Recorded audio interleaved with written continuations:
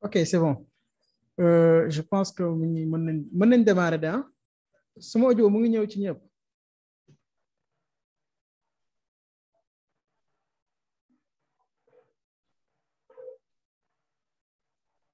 Donc dégguma leen audio mu ngi ñëw ci ñëpp wala yéen may dégg. Ok, c'est bon donc. Euh, donc je partage mon écran là. Je partage mon desktop. C'est bon, vous voyez mon écran? Oui. Ok, d'accord. Léegi tey dañuy def benn cours bu spécial ci Git et GitHub. Donc bon, merci beaucoup hein, de nous avoir rejoints pour cette réunion. Donc mu nekk ñi nga xamante ne ñoo inscrire ci parcours développeur, je pense que Django. Donc c'est le parcours développeur Django. C'est un parcours qui va permettre d'avoir toutes les bases nécessaires en Python et Django, et aussi d'avoir un profil développeur web Python Django. OK? Donc, pour ceux qui viennent de se connecter, toujours, si vous venez de vous connecter, vous pouvez fermer vos micros, après on avance. Donc, je vais essayer, parce que tu as bien cours, dañuy def ci Git et GitHub. C'est bon? Donc, ku ñëw rek mën na fermer micro. S'il y a des choses qui manquent ou qui ne fonctionnent pas, donc vous pouvez me le dire. Super. Donc, on avance. Vous pouvez envoyer un message ici. OK. Donc, moi, je suis Ousseynou Diop. Man maay coach ci parcours bi nii. Donc, boo connecté en tant qu'étudiant, ñëw sa parcours, da nga gis parcours bi, voilà. Pour le moment, am ngeen 1, 2, 3, 4, 5 projets yoo xamante ni war ngeen ko def. Voilà. Donc, projet ñoom ñoo nekk nii. Tey dañuy def loo xamante ni am solo la ñu tuddee que Git et GitHub. Bar bi comment qu'est-ce que je peux faire pour mu bañ a nekk fii peut-être ma teg ko ni ci suuf c'est bon ok super. Donc day ñëw si li nga xamante ni lu am solo la ñu tuddee que Git et GitHub ñun nag dañuy utiliser GitHub voilà léegi damay expliquer différence bi ba d'abord waaw kii bi si kaw rek lay ñëw tout le temps quoi je sais pas xaaral ma xool ba xam y a une possibilité pour mu nekk ci suuf toujours. Share computer sound, hide name of annotation, hide floating meeting control. Je pense que c'est ici. Ok, super. Ok, donc, bon, masqué naa kii bi. Léegi tey dañuy xool Git moom mooy lan ak GitHub. D'abord, avantage moom mooy def un peu de review, revenir un peu en arrière. Pourquoi? La moo war a tax ñu war a utiliser GitHub. Il faut comprendre que ingénieur logiciel dafa avancer lool. Parce que aujourd'hui mën ngeen du benn nit rek mooy liggéey ci benn projet donc mën ngeen nekk développeur yu bëri 5 wala même bu dee 2 la ci benn projet mais pour seen liggéey gën a gaaw pour tamit ngeen mën a partager seen code source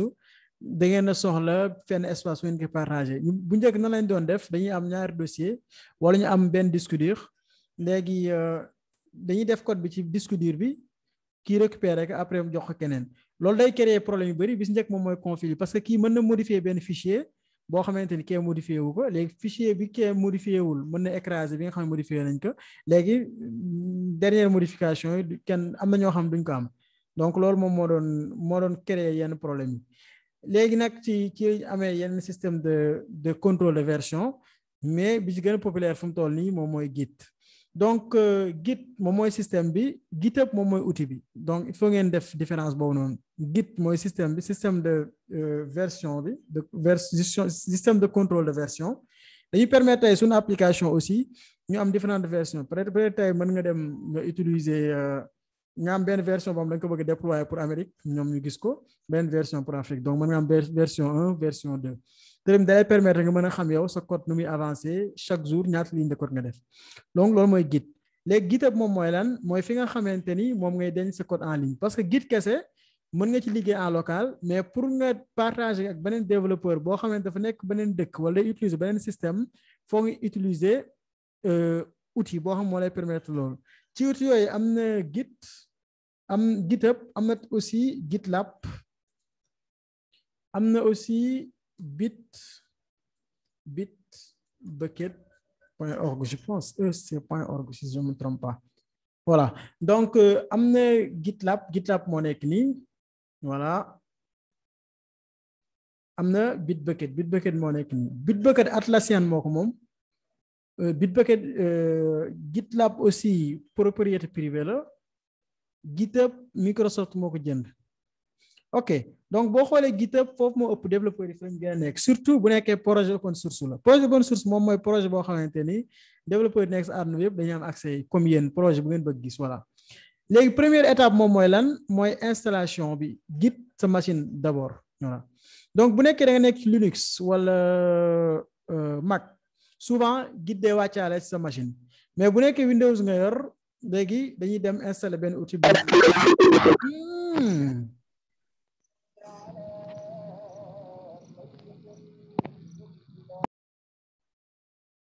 ok bon ñu continuer donc bu nekkee Windows nga nekk wala donc mën ngeen fermer seen micro s'il vous plaît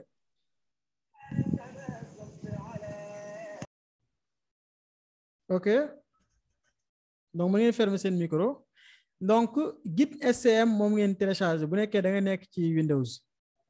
bon Mac ak Linux vous n'avez pas besoin de ça bon mën nga installer Mac mais man utiliser ma ko quoi léegi bu nekkee Windows boo ñëwee fii boo cliquer download for Windows dala koy installer donc mooy première étape moom mooy lan mooy nga installer Git ci sa machine pour Windows li gën a simple mooy nga installer Git SCM donc après boo ñëwee di nga gis comment on l'installe installation bi nu muy doxee yooyu c'est pas compliqué quoi donc man soxlawuma ko donc boo ko installer pare nga suivre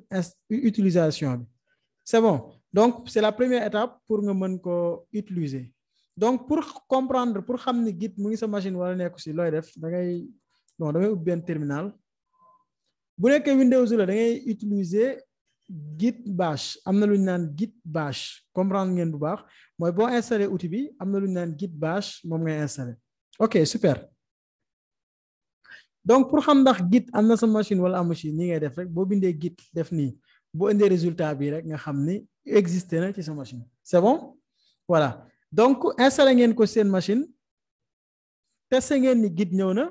léegi la moo stop mooy dañuy créer compte GitHub parce que GitHub la ñu utiliser wuñ Bitbucket utiliser wuñ aussi GitLab ok pour créer un compte GitHub li gën a gaaw mooy page d'accueil bi moo nekk nii nga dugal sa email fii wala nga ñëw cliquer fii sign up bon deux choix yooyu mën nga ko def donc boo bësee ci sign up bi welcome to GitHub let's begin voilà dañ lay laaj sa mail donc xam utiliser mail bi je ne sais pas ba xam dina jàll wala parce que mail temporaire la quoi donc damay laaj mot de passe donc damay def benn mot de passe boo xamante ni en pro war na mën a dox gis nga day laajaat sa mot de passe ñaari yoon nga dugal benn mot de passe bu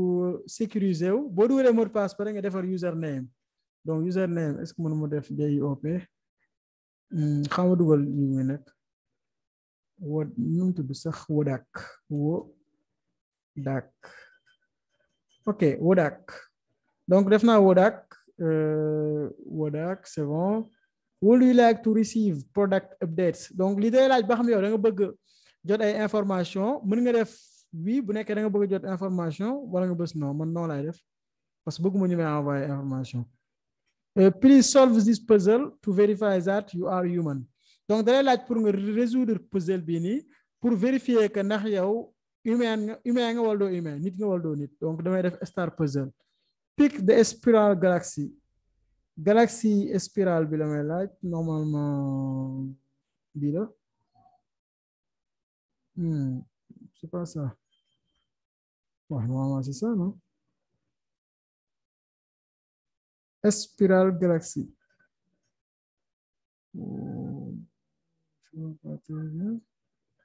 ok c'est bon ñu try again non bi normalement bii la war nekk de am sax ok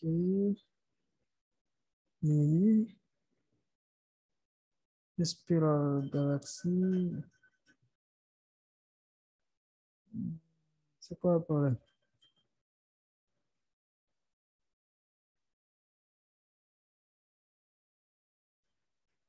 donc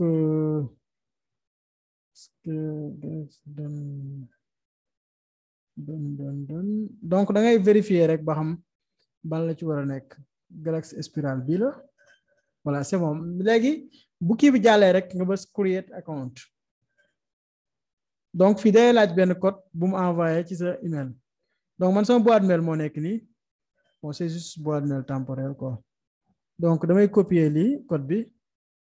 ñëw def ko fii nii donc collé naa ko 22 voilà how many teams members are you a teacher or student donc bu la neexee nga bës fii just me léegi day laaj ndax yow professeur nga wala étudiant donc nga bës étudiant bës continuer what teacher you are right donc léegi instant am nga compte bu la neexee fii nga def skip voilà super ok donc ce compte moo nekk ni has been ok bon compte bi baaxul ñun xam nañ ko sax mais bon pas de souci parce que mail bi nekkul mail normal mais ubbi nañ créé nañ compte GitHub boo xoolee tur bi moom dina nekk fii Wodak ok c'est bon donc loolu mooy phase création bi jarul ngeen di répéter lu may def parce que kii naa quoi maa ngi enregistré après séance bi dinaa leen ko envoyé ok donc première étape moom mooy lan mooy am nañ suñu dépôt GitHub donc dafa am ñaari manière pour léegi nag ñun la lañ bëgg mooy code source bi ñu am suñu machine wala suñu appareil bu mën a nekk ñu indi ko si GitHub bi voilà léegi ñu am fi suñu code source comme par exemple bu ngeen ñëwee github.com ngeen def xarala 221 boo ñëwee fii repositories da ngay gis projet fi nekk fii voilà yénten c'est la même chose tour sant voilà léegi repository moom mooy dépôt foo xam ne da nga fay denc sa code projet mooy projet yi nga am package mooy package yi nga def moom bu nekkee da ngay liggéey ci ay package ok super donc nan lañuy njëkk a def première étape moom mooy lan mooy dañuy créer repository donc am nga deux manières pour créer repository d'abord nga ñëw fii nga bës create repository créer un dépôt wala nga ñëw ci plus bi nii bës new repository ma def nii ok repository bon dama koy nommer cours GitHub ok donc public voilà fii tamit am nga différents choix readme moom mooy lan moom mooy fichier buy expliquer yow application yi nga am wala projet bi nga am si GitHub naka lañ koy utiliser xamal leen benn readme voilà comme fii nii readme bi moom moo nekk nii this project was bootstrapped with Credit moom mooy wax nit ki par exemple nu muy utiliser projet bi loolu c'est très important pour tey boo amee benn projet nga def ko si ok vous voyez fii nag léegi day am public wala privé public ça veut dire que ñëpp mën nañ ci am accès àdduna bi yëpp ku dugg GitHub rek dina mën a accès mi ngi mel na sama repository bii nii àdduna bi yëpp si mën a accès ok privé c'est quoi privé moom mooy lan yow rek yaa ci am accès moo tax ñu ni private léegi mu wax ndax dañ koy créer ak readme mooy readme mu lay wan sànq ak git ignore la mooy rôle am voilà moom moo nekk nii point git ignore parce que tey am na ay mot de passe wala ay fichier yoo xamante ni fichier sensible la bëggoo mu ñëw si GitHub bi nit ñëpp di ko gis wala waa GitHub seen bopp di ko gis loolu moom wala ay fichier yu lourd yoo xamante ni ci sa machine rek nga koy utiliser bëggoo mu dem si GitHub bi léegi yooyu moom moo tax ngay créer lu ñu naan point git ignore that env point local bon après on va apprendre tout ça donc ma dindi fii damay bës create repository bon compte bi dañ ko flagué mais pas de souci quoi voilà léegi lu mu lay wax première étape GitHub lu mu lay wax am nga différents choix mën nga def lu ñu naan colon repository git colon moom mooy lan mooy tey données yi nga xamante ne ñoo nekk si GitHub bi man ma am ko sama machine voilà ñaari choix nga am bu neex nga télécharger wala nga daal koy cloner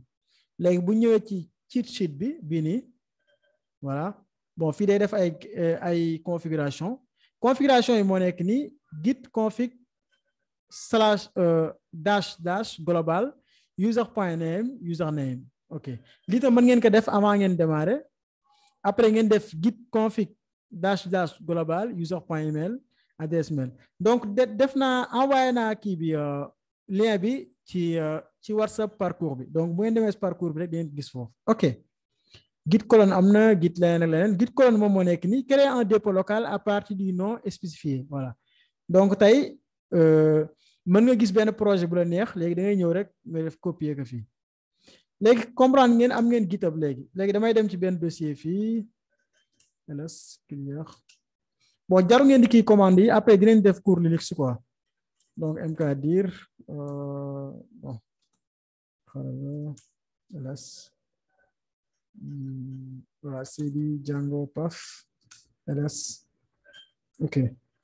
clear encore ok donc léegi damay créer benn dossier tudde ko cours GitHub donc cours GitHub comme ça donc cd cours GitHub donc maa ngi ci dossier bi dara nekku si voilà léegi lan lañ bëgg am nañ différents choix par exemple ñu jël dépôt bi nga xamante ne moo nekk fii ñu jël ko fii nii par exemple ñu copier lien bi ñu def ko nii copier naa ko contrôle C ma ñëw fii nii bon damay génn ci biti def git colonne ma jox ko URL bi donc dugg si voilà donc mu ni dépôt bi not found waaye c'est normal parce que compte bi may utiliser nii dafa am problème dañ ko flagué quoi ça veut dire que GitHub reconnaître ko voilà donc damay utiliser son compte normal parce que email comme li ma expliqué sànq email bi may utiliser email boobu baaxul loolu moom moo tax gis nga moo nekk nii because of that your profile is hidden from the public ça veut dire que votre compte est masqué pour le public donc personne ne le verra c'est bon c'est assez clair donc léegi fii laay créer dépôt bi dama ñëw def nii pour GitHub parcours Django cours GitHub parcours Django ok donc fii laa koy créer léegi donc une fois ma créer ko la même chose lay def dama ñëw fi ma def git colonne jox ko URL bi ok donc mi ngi def cloning into cours GitHub parcours Django et regardez bien warning ça veut dire attention you appear to have cloned an empty repository donc mi ngi lay wax ni yow repository bi nga cloné dara nekku si maanaam dépôt bi nga jël léegi dara nekku si ñu def nii cd cours GitHub repository voilà léegi bu ñu defee par exemple git status comme ça on branch main no commit yet ok donc c'est important ça léegi comme bii nii moom mooy repository bu ñu cloné suñu bopp léegi ñun nan lañ bëgg mooy ñu créer suñu bopp ñu initialiser suñu dépôt bopp en local loolu ñu ñëwaat si cours bi donc bu ñu ñëwee fii lu muy wax configuration c'est déjà fait créer des dépôts voilà créer un nouveau dépôt ou en obtenir un dépôt une URL ok donc loolu la ñuy commencer def léegi dañuy créer benn dépôt donc damay def rf cours GitHub comme ça ok léegi damay def benn cours GitHub cd cours GitHub ok léegi lan laay def damay def git init xoolal git init ngay def pour créer initialiser repository léegi pour wan leen ni créer na ko da nga war ngeen gis seen dossier benn dossier bu tudd .git bon comme man maa ngi Linux toujours pour man bu ma defee ls kese mooy liste dossier yi wala fichier yi du ma ko gis lan laa mën a def pour gis que mooy ls mooy a pour mën ko gis dossier bi moom moo nekk ni .git wala ma def la donc dinaa ko mën a gis naa mën a gis dossier bi comprendre ngeen parce que bu nekkee ni yow nekkoo ci Linux bu nekkee Windows la moom fichier boo ko masqué wul di nga ko gis quoi mais bu nekkee da nga masqué fichier point yi doo ko gis parce que am na fichier yoo xam fichier point la loolu tamit mën nañ ci def benn vidéo pour wan leen ok c'est clair donc comprendre ngeen ni ñuy initialiser dépôt léegi initialiser naa dépôt ba pare léegi la moo stop damay ajouter ay fichier donc damay ajouter benn fichier rek tâche index.html tâche bon commande kii la rek Linux la après dinañ def cours Linux pour def commande yi gën a kii voilà donc ubbi naa ak VS Code index.html moo nekk nii dara nekku si lu mu leen doon wax mooy boo ñëwee si VS Code ci partie extension yi am na extension bu ñuy wax git normalement waxoon naa leen ngeen installé ko git extension pack moo nekk nii donc bii da nga koy installé boo ko installé da ngay gis fii nii mooy fi ñu def branche bi nii quoi branche comme branche garab yi loolu dañu lay wax fii source contrôle de version donc fii nii ñu def index.html boo xoolee dañoo def fii benn UI moom mooy lan update maanaam am na ay changement yoo xamante ni nekk na si te tamit untracked ça veut dire que changement yi nii kenn suivre ko ça veut dire que bu nekkee tey da nga dem si GitHub doo ko gis ñu dem xool ba xam ne mu wax dëgg la wala dëgg voilà gis ngeen bu ñëwee fii nii changement yi nekku ci ok léegi naka lañ mën a def ba changement yi ñu def fii nii mu dem ci GitHub bi léegi damay ubbi index bi def ci ay quelques modifications ok donc cours GitHub h2 cours GitHub ok donc cours GitHub laa si bind VS Code da lay yombal affaire yi parce que VS Code am na lu ñu naan git add fi nga koy defee mais dama leen wan pare commande pare avant may def foofu voilà git colonne moo nekk noonu léegi la moo stop fii nii voilà git status mooy consulter modification yi léegi ñu xool modification yi ñu def VS Code moom wan nañu modification yëpp mais ñun soxla nañu kaa xoole ci VS Code bi fii ñu ko xoole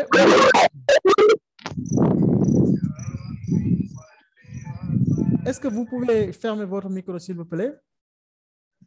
Si vous avez des questions, vous pouvez les noter sur le chat. Ok? Là. Ok, c'est bon. Donc, bon, mes questions, je vais noter le chat. Ok, c'est bon? Nous connaissons. Ok. Donc, là, il y a git status. Voilà. Bon, si vous avez git status, vous avez no commit yet. Ça veut dire que vous avez un commit. Commit, vous avez léegi mun la untracked files git add file to include in what will be committed mu ni fichier yi nii maanaam kenn topp leen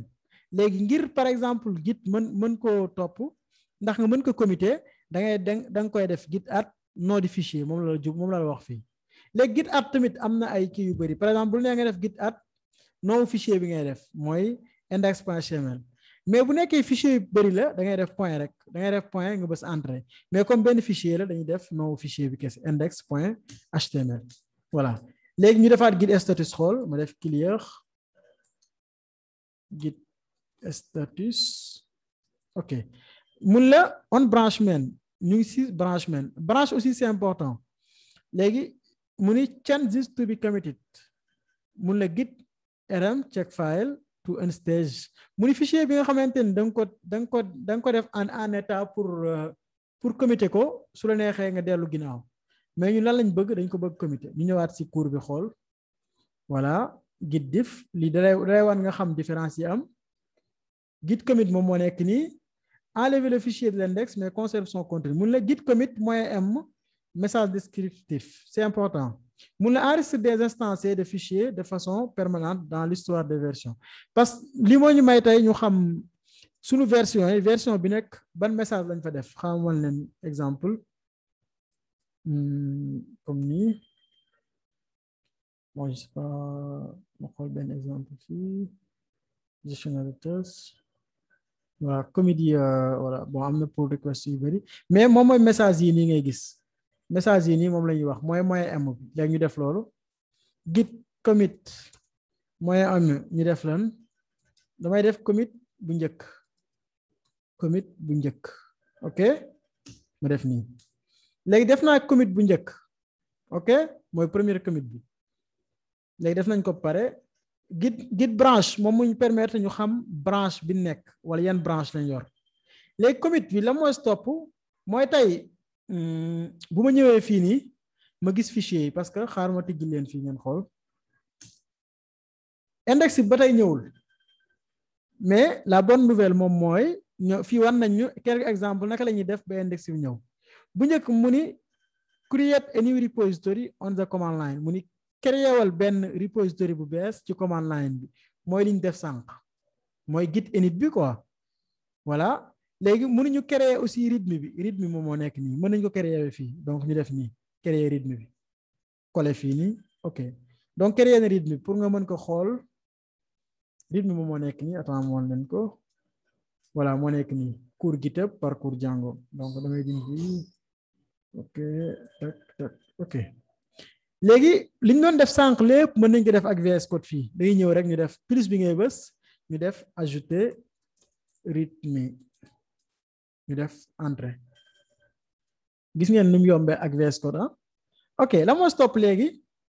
mooy bon fii pour changer branche bi def ko main bon comme mouvement Black Lives Matter entreprise bëri léegi utiliser tuñ branche master parce que master pour ñoom ça ref bon l'homme blanc lay référencé quoi tu vois comédien lañ quoi ok léegi la ñuy def git remove at origin ça veut dire quoi tey liñ liggéey nii keneen mënu ko gis ku yow suñu machine léegi ngir mu mën a ñëw fii nii léegi dañ koy linké maanaam li ñu am local dañ koy linké ak li nekk à distance donc mën ngeen noter aussi question yu ngeen am après bu ma terminer rek ngeen laaj ko quoi ok ouais donc ñu bës fii nii def remove at origin donc ajouté nañ ko léegi linké nañ ko léegi bu ñu linké par la mos topp mooy ñu publier li ñu def moom la ñu wax nii git push moyen yu origine léegi moyen u bi première kii bi rek nga koy def première fois ngay pusher quoi donc ñu jël loolu def nii gis nga laajuma nom utilisateur ak mot de passe parce que je me suis déjà connecté donc loolu tamit da ngeen koy xam bu baax a baax ok léegi ñu xool voilà gis nga léegi commit bu njëkk liñ bindoon sànq mu ngi ni ñu bës index.html li ma am fii mu ngi ni cours GitHub ok léegi ñu def beneen changement boo xam dañ ko bëgg a yóbbu fële léegi changement fii lay nekk lii mooy cours GitHub moo am GitHub lii mooy cours GitHub ok léegi gis nga plus verte bu muy def nii loolu VS Code bi la mais boo utiliser benn éditeur doo ko gis léegi modification bi ñu def nii ñëwul fii xool leen bu baax H2 bi rek a fi nekk amul paragraphe bi ñu def léegi pour paragraphe bi ñëw fii lu ñuy def dañuy ñëwaat fii ñu bës plus bi ñu def ajouter lii mooy loolu neex nga bind ajouter lii mooy nga bës fii boo paree tey au lieu ñuy ñëw fii ci terminal bi fii nii di def git push day ñëw directement fii nii bës git push léegi bu ñu réfléchir page bi dañuy gis ni lii mooy GitHub moo nekk nii comprendre ngeen bu baax partie bii nii git push c'est très important ngeen comprendre que parce que da ngeen koy def lu bari léegi git soxla woo maîtriser commande yëpp ngir mën ko utiliser parce que am na commande yu bari yoo xam doo ko utiliser voilà léegi c'est important léegi nag ñu ñëw ci partie bu am solo mooy tey ngay liggéey ci projet bi ngeen nekk ñaari développeur ok léegi développeur bu nekk dafa soxla am branche ci wolof mooy car mooy moom ci li muy liggéey ban car la war a liggéey comme par exemple fii nii gis ngeen benn branche rek moo am main mooy branche principale bi nga xamante ni moom la suñu application bi di utiliser voilà léegi loolu la ñuy liggéey tey système de branching tey par exemple bu ma defaatee clear bu ma defee git branche comme ça benn branche la may indil fii moom mooy branche main ok branche main bi rek la ma indil léegi mën naa créer beneen branche à partir de la branche main donc lan laa koy def damay def git checkout moyen b bon am na ñoo xam dañuy def par exemple par fonctionnalité dañuy créer ay branche am na ñoo xamante ni par seen nom bon tey damay def par nom quoi donc bon comme gis naa Ousseynou code par exemple comme gi xool leen bu baax li may def git checkout moo b Ousseynou code voilà donc boo xoolee fii lan la defal switch to a new branch Ousseynou code ça veut dire que mooy dem na beneen branche boo xam ne mooy branche Ousseynou code donc damay créer benn fichier boo xamante ni dama koy tuddee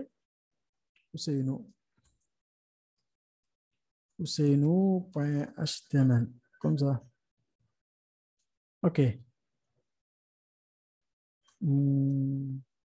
donc damay def fii Ousseynou ok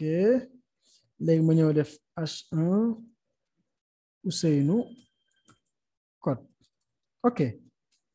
ok léegi lii sama code bopp la boo xoolee ci VS Code ci suuf fii nii da ngay gis ñu def Ousseynou code ok comprendre ngeen baax léegi première étape moom mooy lan mooy da ngay def git at Ousseynou.html nga def git commit mooy m Ousseynou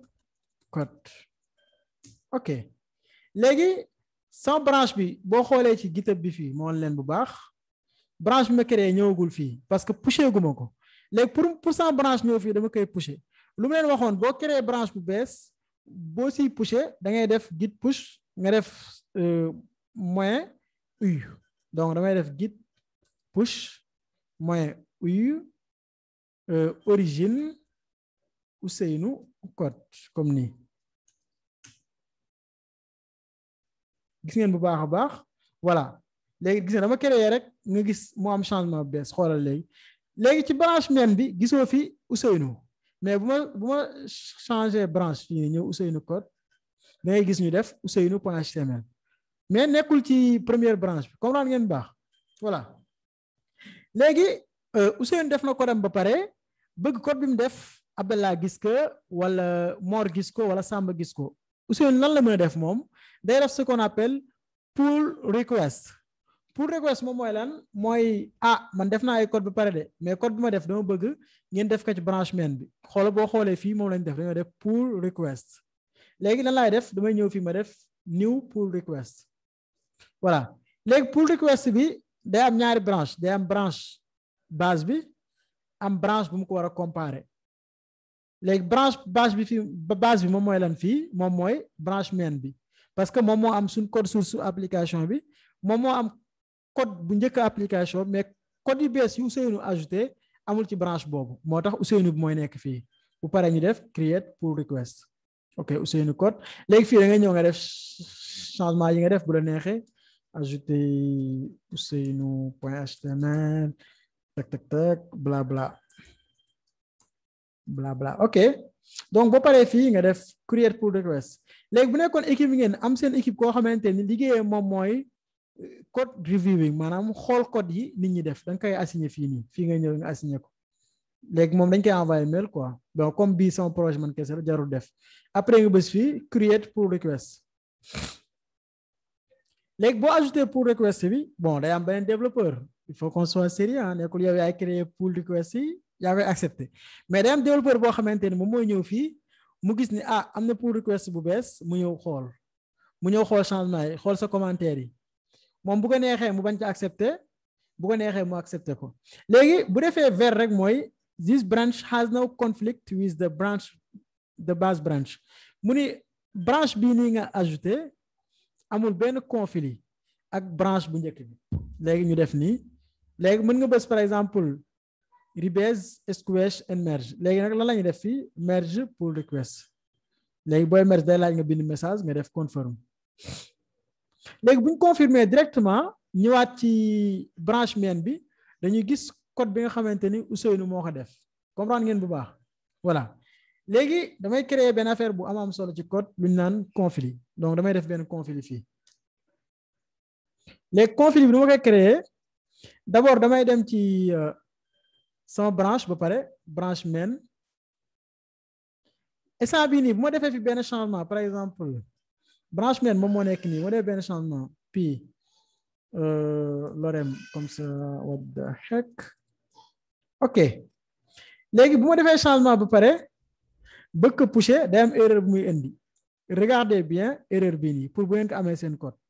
nga def git status mu wan la ni Ousseynou.html mu ngi fi kenn suivre ko am na tamit index.html Ousseynou code bi mu ngi fi kenn suivre ko bon bëgguma mu nekk ci Ousseynou bi xaar ma enlever ko quoi tak don't save Ousseynou ban branche la nekk na warul nekk ci branche bi xam naa sànq lañ ko créer quoi ok je vais l'enlever donc voilà fii laay def beneen paragraphe def ci lorem voilà ok donc ñu ngi ci branche main ba tey ñu def git status léegi index bi rek moo am changement ñu bës git add index.html voilà léegi ñu def git commit add lorem comme nii voilà léegi xool leen bu baax a baax qu'est-ce qui va se passer xool leen bu baax a baax léegi bu ma defee git push xool leen lu muy indi voilà xool leen bu baax rejected rejeté xam copier message wan leen ngeen xool moo gën quoi voilà rejected mu la lan main fetch first fail to push some refers mu ni instant bi li nga bëgg pusher erreur la indi mënuñu ko pusher la moo tax mu jox la ay int mooy add donc day dimbali quoi mu ni par exemple branche remote bi maanaam à distance dafa am ay liggéey yoo xamante ni yow amoo ko léegi mun la ngir am liggéey yooyu da ngay def git pull léegi ñu xool la yan liggéey la fee am te ñun amuñu ko effectivement bu ñëwee fii dañuy gis ni am na Ousseynou te Ousseynou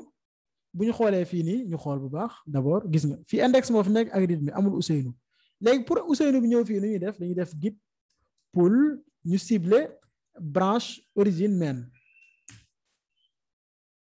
voilà donc day fi day laaj nga dugal benn message kese message bu la neex mën nga dugal comme terminal bi kii la damay def WQ bon kii la nu mu tudd sax la éditeur bu kii bu siiw boobu ci Linux Vim donc da ngay def ni WQ WA la def ko attends une minute WQ ok c'est bon enregistré na ko voilà léegi dañu amoon benn problème fii nii léegi problème boobu dem na suñ code mu ngi nii léegi nag bu problème bi demee nag lañ mën a pusher ndax boo defee git status léegi voilà dalay wan ni xoolal bu baax your branch is ahead of origin main by 2 commits donc am nga 2 commits en local yoo xamante ni nekkul ci repository bi fii ñu xool ba xam dëgg loolu dëgg bu ñëwee fii duñ fi gis lorem mooy deuxième paragraphe bi ngir deuxième paragraphe bi ñëw lu ñuy def dañuy def git push ok donc buñ pusher rek buñ ñëwaatee fii dañuy gis deuxième paragraphe lorem bi gis nga loolu c'est très important comprendre leen bu baax a baax voilà léegi comprendre ngeen bu baax a baax erreur boobu am mooy tey bu nekkee da benn fi nga bëgg pusher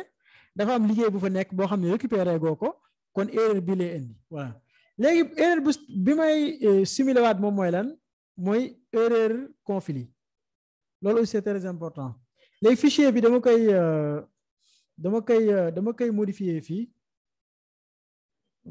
koy modifier fii nii am benn erreur bu mu bëgg simuler xool ba xam dina dox bon on va tester de toute façon tac ok donc dama koy enregistrer nii enregistré naa ko ba pare léegi lu may def léegi damay dem ci branche kii bi ñu tudd Ousseynou code léegi fii laay dugal benn code donc index bi moo nekk nii ci index bi damay def benn code fii beneen H2 Ousseynou code change it ok donc changé naa code Ousseynou bi léegi lan laay def damay def git status comme ça pour xool ban fichier laa modifié daa def git add index comme index bi laa modifié git commit d'abord update git push donc pushé naa ba mu dem donc Ousseynou pushé na ok léegi bu ma pushé par lu may def damay créer lu ñu naan pull request donc damay def new pull request donc branche base bi toujours mooy main beneen branche mooy Ousseynou ma def create pull request voilà regarde fii ici mu ni can't automatically merge xam nga sànq ñëwul woon bàyyi nag mun la don't worry you can still create the pull request maanaam amul problème defal pull request bi rek ok on va le faire donc ñu def create pull request tey ne dafa indi benn erreur boo xamante ni bu am solo la mooy dafa am conflit lu ngeen waxoon sànq mooy benn code boo xamante ni dañ ko modifier te beneen code beneen branche bi yëgu ko donc ñaar yëgoo wuñ ñaar ñi dañoo liggéey ba si yàgg kii def loo xamante ni keneen ki yëgu ko maa ngi def benn modification benn fichier waxuma ki may liggéeyandool donc moom moo nekk nii donc nag mënoo ko merger gis nga mënoo ko merger moo nekk nii léegi nag mun la nag this branch has conflict that must be resolved mu ni conflit bi da nga ko résoudre ba pare léegi fii ngay bës resolve conflicts léegi boo bësee fii dalay laax voilà gis nga fii li muy def nii mooy Ousseynou code mu ni code Ousseynou bi dañ cee ajouté ligne bii nii te yow amoo ko léegi nag nan ngay def yow pour muy branche main bi li moo si nekk mooy code bi moo nekk branche main bi waaye code bi moo nekk branche Ousseynou comme par exemple bu ñu xoolee localement fii ci man gis nga lii moo fi nekk man awma paragraphe bii nii donc dañuy def nii rek dindi ko léegi da ngay lire bu baax nag balaa nga koy dindi bu nekkee lu bëri la nag moom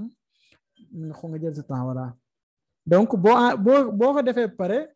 da ngay bës fii nii mark as resolved ok dégg boo pare nga commité voilà donc boo commité pare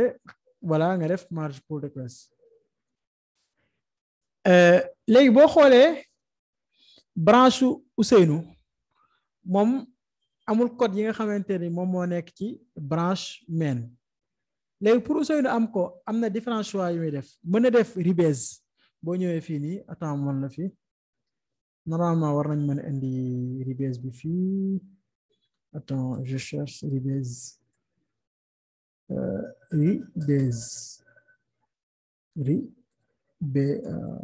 rebase ok bon ñi indiwuñu rebase bi mais rebase mooy nga basé waat ci beneen branche rek voilà mais ñu lan la ñuy def léegi dañuy def pool parce que mën nga def rebase mën nga def tamit pool moo nekk nii récupérer tout l'histoire du dépôt nommé et incorporé donc loolu la ñuy def fii ñuy def git pool origine main parce que maa ngi ci branche Ousseynou code foog ngeen xool bu baax a baax pour xool ban branche nga nekk nii ngay def da ngay def git branche rek nii gis nga mun la am nga branche main mais yow fi nga toll mooy Ousseynou code parce que moom moo am étoile bi xoolal bu baax a baax ok puis ok donc ñu def git pool origine main xoolaat leen bu baax a baax fii nii mun la benn changement la moo am mooy lorem ipsum bi Ousseynou code change donc comprendre ngeen baax parce que benn lorem ipsum ñu ngi ko ajouté woon ci dépôt bi benn ñu ngi ko ajouté fii mais Ousseynou li mu récupéré en local boo ñëwee fii nii xool leen bu baax a baax boo ñëwee si code Ousseynou bi fii nii dugg index bi benn paragraphe la ngay gis non ñaari paragraphe yi ngay gis parce que benn bi mooy bi ñu mujjee récupéré léegi am na tamit tey par exemple keneen mën na créer dépôt te yow xamoo dépôt bi lu si nekk léegi boobaa da ngay def rek git fetch xool kii yëpp yi am fii nii quoi ok super donc voilà donc en résumé simplement loolu mooy git léegi tey nag imaginons Ousseynou am code bu nekk fii ci GitHub bi yow nga soxla code boobu ci sa machine par exemple nga gis benn code bu la neex rek nga soxla ko léegi boo ñëwee ba ci code bi moo nekk nii léegi bu ma bësee fii code bi moo nekk nii am nga deux choix benn nga bës fii nii nga télécharger ko bon lii ku dul développeur mën na ko def mais bu nekkee développeur ngeen comme yéen ñi suivre parcours Django bi da ngay bës fii nii nga copier ko léegi nga ñëw ci sa terminal CD project comme nii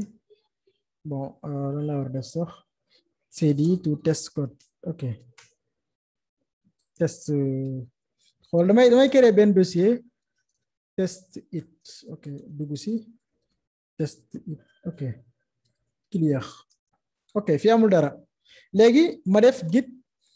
colonne bu ma colonné pare URL bi laay copier damay copier xooleen baax copier naa ko léegi bu ma copier ma collé ko fii nii collé naa ko ma bës ok léegi damay génn VS Code bi pour wan leen waaw génn naa VS Code léegi bu ma defee ls cd cours GitHub mooy ñëw fii gis nga moo nekk nii léegi mën naa si dugg léegi dama koy ubbi ak VS Code pour wan leen gis nga léegi code bi ma gisoon sànq ci internet bi jël naa ko am naa ko sama machine léegi gis nga lu ma neex mën naa si def su ma neexee modifier su ma neexee supprimer j'espère comprendre ngeen bu baax GitHub ci benn révision bu gaaw donc bu nekkee am ngeen ay questions je suis à l'écoute mën ngeen ko poser su ko defee ma jéem see répondre di leen sant bu baax a baax di leen gërëm donc ku am question rek mën nga ko poser par texte wala nga utiliser ce micro quoi ok super je suis à l'écoute.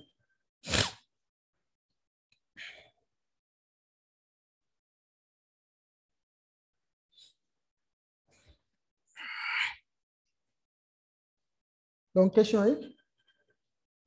c'est bon comme question fii donc leer na Ousseynou. oui waaw kii nu mu tuddati guide push bi. lan bi guide push. ma xam mun nga si ñëwaat guide push bi. ñu ñëwaat ci guide push bi ah waaw. voilà push par exemple moom mooy par exemple push ñaari yoon nga koy def première push moom mooy lan mooy tey bu nekkee da nga am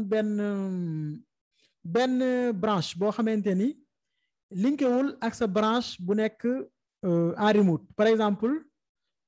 créer nga branche bu bees fii nii boo xam nekkul fële moom laay def fii git checkout -b revenir sur par exemple revenir comme ça donc créer naa branche revenir léegi branche revenir bu ma ñëwee si code bi fii nii nekk fi xool leen bu baax Ousseynou code moo fi nekk ak men ok comprendre ngeen bu baax léegi ngir branche bii nii mu ñëw fii damay def git push -u donc loolaay def git push -u ma def origine revenir comprendre nga bu baax moom mooy tax branche bii nii bu mën a ñëw fële léegi ñu def loolu voilà léegi bu ma ñëwee fii nii bu ma defaatee nii da ngay gis ni branche revenir bi ñëw na comprendre nga bu baax léegi la moo topp léegi branche revenir damay créer fichier donc damay créer benn fichier xam nga dugg ci VS Code bi créer ko foofu léegi bu ma ñëwee ci VS Code bi fii damay créer benn fichier tuddee ko revenir.css comme ça body background color red voilà donc créer naa benn fichier léegi fichier bii dama bëgg mu ñëw ci branche revenir bu ñu xoolee branche revenir bi amul fichier CSS ba tey léegi nan laay def damay ñëw git sama terminal ma def git status moo may ma xam ban fichier laa modifié léegi mën nga def git add nga def espace point pour dire que ajouter tout donc noonu laay def tey léegi boo paree da ngay commiter d'abord commit moo lay permettre tey histoire yi nga def yëpp histoire GitHub bi nga mën a xam bu nekk ban message nga joxe woon donc ma def revenir comme nii entrée ok donc ajouté naa CSS bi léegi tey bu may pusher nu may def damay def git push kese soxlaaw ma may def git push origine revenir parce que je suis sur la branche revenir ma def git push voilà léegi pusher naa léegi bu ma ñëwee fii nii dinaa gis revenir.css comprendre nga bu baax leer na c'est bon donc avec l'expérience rek dina ñëw parce que il faut toujours ngay def ay faute commencement bi erreur ay erreur yu bari après c'est bon oui c'est bon ok d'accord donc beneen question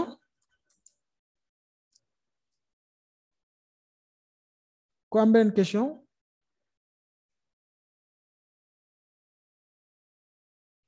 léegi ñëw ci dernier point bi moom mooy git ignore mooy tey par exemple am naa ay fichiers yoo xamante ni dafa am sécurité ma bañ mu ñëw si GitHub bi léegi damay dem ci branche main bi aussi bon bi soxla ma ko fii ok léegi damay am benn fichier bu may tuddee mot de passe comme nii mot de passe .html def username git 32 password 24 ok donc fichier bii nii moom laa def sama mot de passe waaye bëgguma nag mu ñëw si GitHub bi parce que kenn ñaanu yàlla par exemple ñu dem si GitHub fekk fa sa mot de passe léegi nu may def ba fichier bii du dem ci GitHub bi damay créer benn fichier bu ñu naan .git ignore donc pour ignorer yenn fichier yi donc pour ignorer nan laay def damay ñëw fii rek ma def mot de passe nu ma ko bindee quoi .html léegi gis nga bu ma ko defee boo ñëwaatee fii nii doo gis mot de passe bi gis nga git ignore rek moo fi nekk parce que mot de passe bi dama ko ignorer modification yu ma mën a def fii nii doo ko gis ci GitHub bi ok donc ma def nii ignorer mot de passe. Ignorer mot de passe ñu def nii tak push donc mot de passe bi du ñëw boo xoolee GitHub bi mën naa leen wan exemple bi ñu def léegi